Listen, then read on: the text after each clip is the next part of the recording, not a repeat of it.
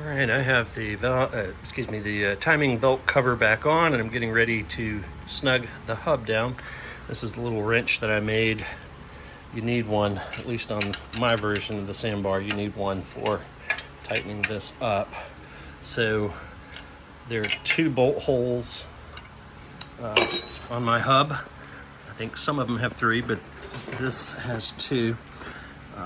These bolts are M8 with a thread pitch of 1.25, 2.5 inches long should be good enough. Get you a couple of jam nuts so that the angle iron is flush against the hub and it works well. So I'm going to use this to hold the hub steady while I torque it down to 79 foot-pounds. 79 is the torque value I found for my vehicle. I think it's right. I can't guarantee that.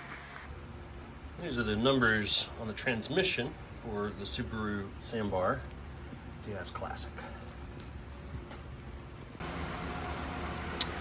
Now it's time for a tiny bit of grease so that the throwout bearing can move smoothly along its path.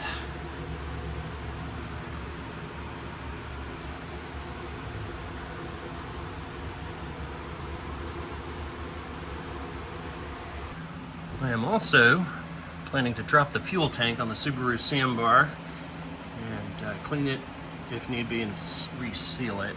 So I am emptying the tank. I thought it might be easier to just pull it just past the fuel filter, and it seems to be working well. So I'll get this tank empty, drop it, and seal it. I'll make some video of that as well. Okay, the tank is out of the Subaru Sambar. Compared to the others, I think this is a fairly big tank compared to the Cappuccino, the Beat, and the Daihatsu Midget. It's out. I need to get the rest of the fuel out of it, and then I can start cleaning and inspecting. Oh yeah, we're in really good shape in this tank. That's surprisingly good.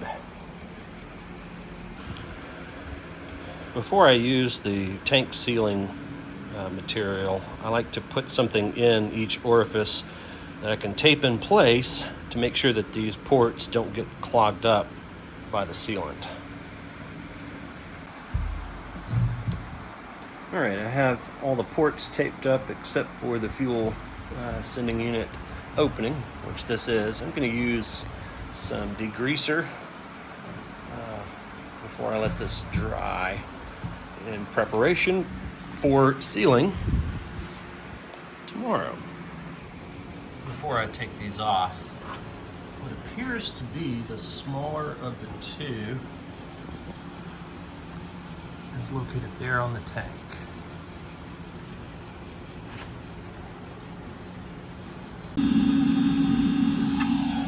The internal and the external cleaning are complete.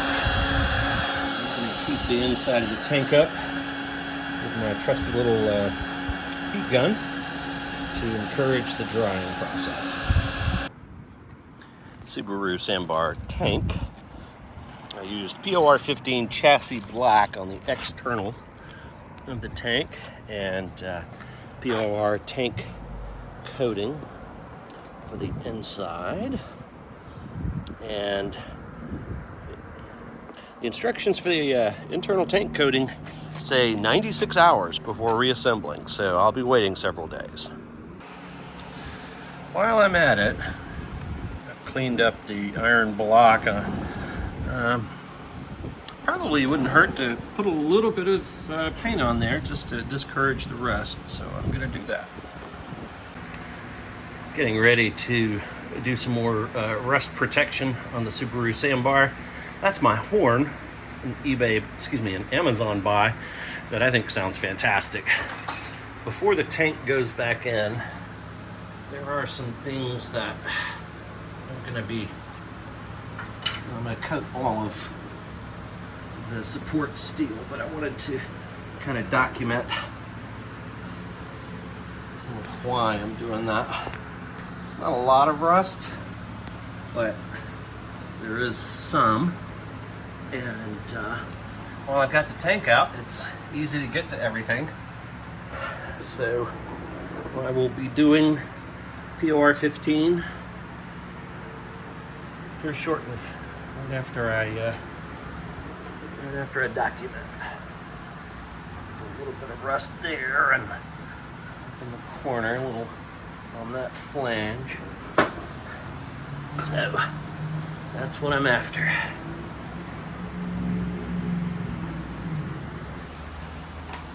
All right, I'm doing some cleaning.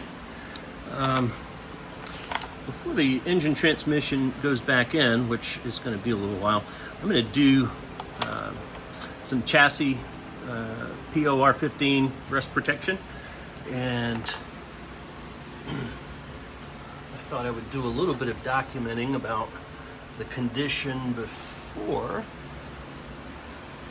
I apply the treatment.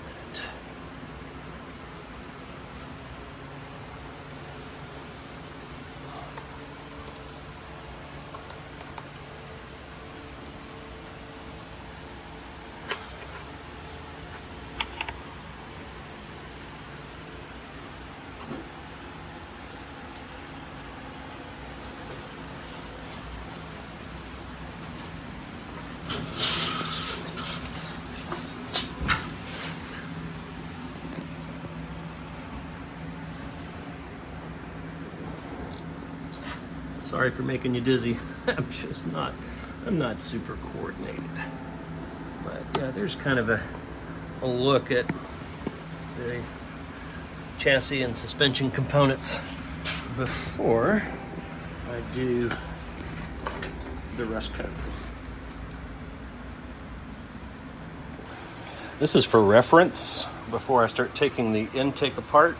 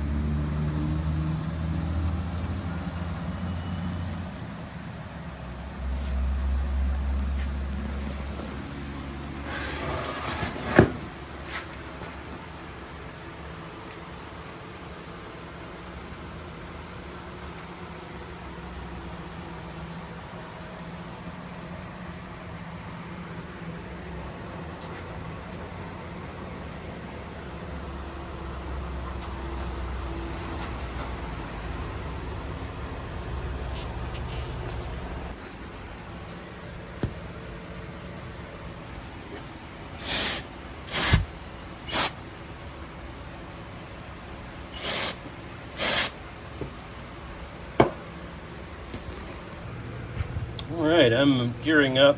Well, I've already started actually replacing vacuum lines. I'm gonna replace pretty much anything that looks sus, and the way I do it is one at a time. I leave everything in position and switch them out only one at a time, because I easily get confused on these things, and if I only do one at a time, I'm not as likely to get it wrong.